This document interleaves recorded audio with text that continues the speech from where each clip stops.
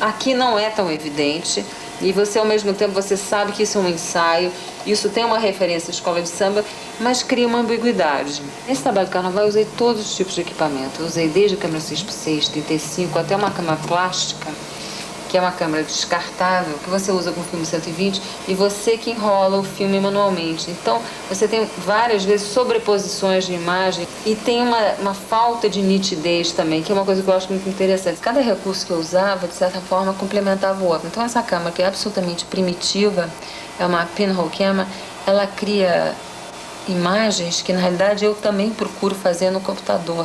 Então, é muito engraçado. Você tem uma coisa profundamente tecnológica, complexa, e você está procurando, na realidade, resultados de imagens extremamente primitivos de uma câmera pinhole. Então, a junção dessas coisas faz o trabalho ficar bem interessante. O peitão foi feito assim. Isso aqui é uma vista panorâmica do Rio, feito com essa câmera que eu falei, que é uma câmera, que é um pinhole camera.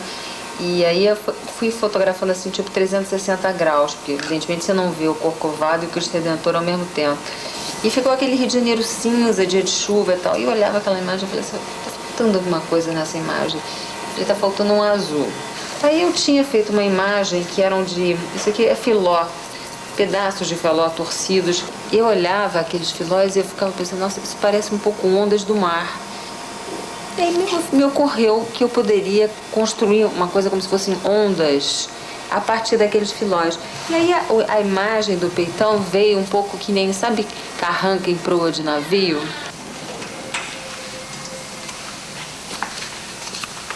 Bom, aqui é o armário de guarda-câmeras.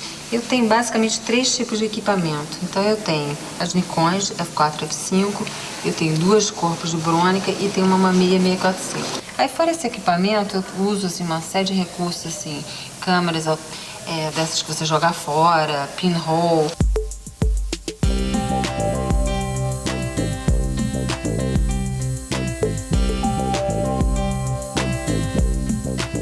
Dentro do meu trabalho, o que vem acontecendo é que as coisas vão se acumulando. Então, toda essa programação, digamos assim, de todos esses espaços, esses tipos de materiais e tal, vem junto de uma necessidade de uma programação visual, de uma diagramação. Hoje em dia é inseparável do meu trabalho a programação visual, a diagramação do projeto, a forma em que ele se realiza. E eu gosto disso, quer dizer, eu gosto de ter como se fosse assim, um controle sobre a imagem como um todo. Para mim, uma imagem sozinha não diz nada, é o conjunto que diz. Do livro, a apresentação, ao folheto, ao autor, quer dizer, eu gosto de pensar em tudo. A Cláudia, além de ter a preocupação estética e tudo, é uma pessoa que se preocupa muito bem por a produção. Ela faz uma produção ótima em todos os aspectos, desde o catálogo, a letra, a imagem, a qualidade dos trabalhos que ela apresenta. Ela tem um timing para as coisas, tem um vocabulário e a forma de trabalho que não é normal para um artista. O mais intrigante na fotografia da Cláudia é você não poder classificá-la. A fotografia sempre teve classificações. A fotografia, o retrato, a fotografia de lugares distantes, a fotografia científica. E o interessante na Cláudia é que você não pode classificar nada. É muito difícil você enquadrar a fotografia da Cláudia dentro de uma classificação histórica, por exemplo. Ela consegue ter um produto híbrido entre essas diversas categorias e que, para mim, no final, eu leio como uma fotografia de arte. No próximo bloco, vamos acompanhar a fotógrafa Cláudia Jaguaribe desenvolvendo seu novo ensaio sobre o cotidiano dos aeroportos. Um trabalho que ilustra bem seu processo de criação e que transforma a frieza típica desses ambientes em imagens quentes e coloridas, cenas cotidianas em arte elaborada.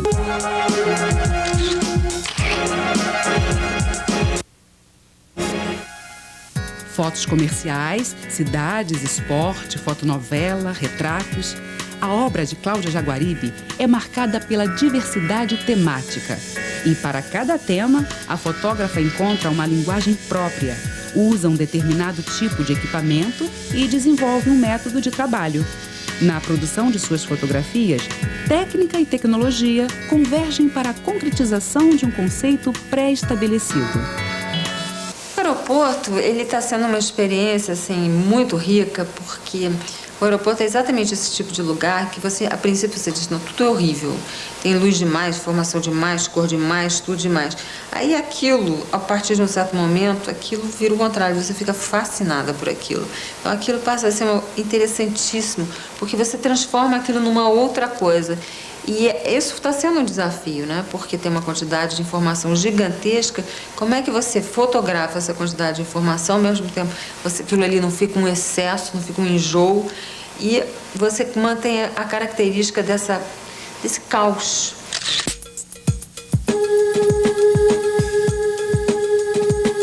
Cada trabalho que eu desenvolvo, eu realmente tento desenvolver uma linguagem fotográfica para aquele tema.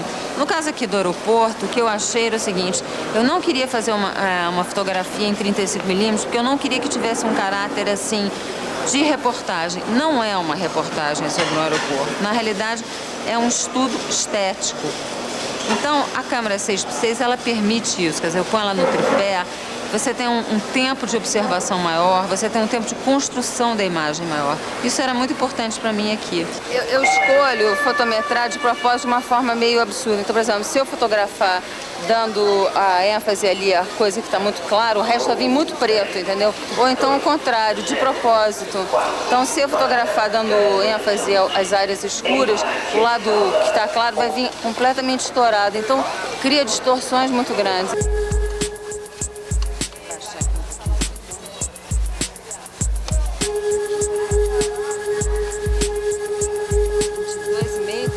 Até agora, na realidade, eu dei ênfase a duas questões.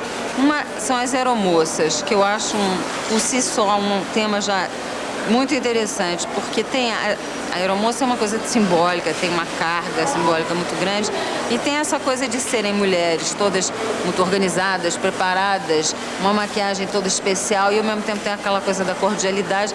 É um tipo de mulher que não existe no mundo real, né? É a coisa da aeromoça, e é em si mesmo uma coisa muito fascinante a maneira como elas usam a maquiagem, prendem o cabelo, uma série de códigos de cada companhia e como cada uma, na realidade, vai interpretar isso na sua pessoa. O resto do trabalho, estou me concentrando mais na ambientação do aeroporto. Então, eu estou fotografando as pessoas em atitudes de espera, entrada, saída, ansiedade, enfim, tudo que reproduz a vida no aeroporto, mas sem identificar as pessoas.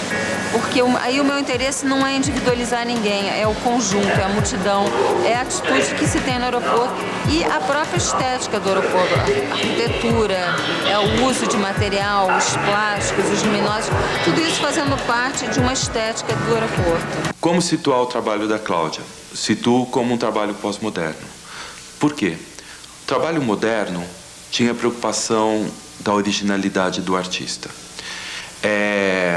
A Cláudia, quando ela constrói uma imagem, ela não necessariamente precisa ser original, ela discute essa originalidade. O que seria originalidade? A Cláudia, ela tem um grande repertório, desde a pintura, da escultura, assuntos diversos, e não um assunto, como muitas vezes o artista moderno ficou preocupado, um só assunto, e como retratar esse assunto. A Cláudia, ela tem uma gama ampla de assuntos, que ela coloca tudo numa mesma imagem, fazendo uma seleção. Ela é uma editora de possíveis referências. Cláudia já publicou 4 livros, 4 propostas totalmente distintas, mas com uma marca comum: a experimentação e a afinidade com as artes plásticas. Para ela, mais do que retratar, fotografar é interpretar. O mundo da fotografia amplia seus horizontes com a contribuição de artistas como Cláudia Jaguaribe.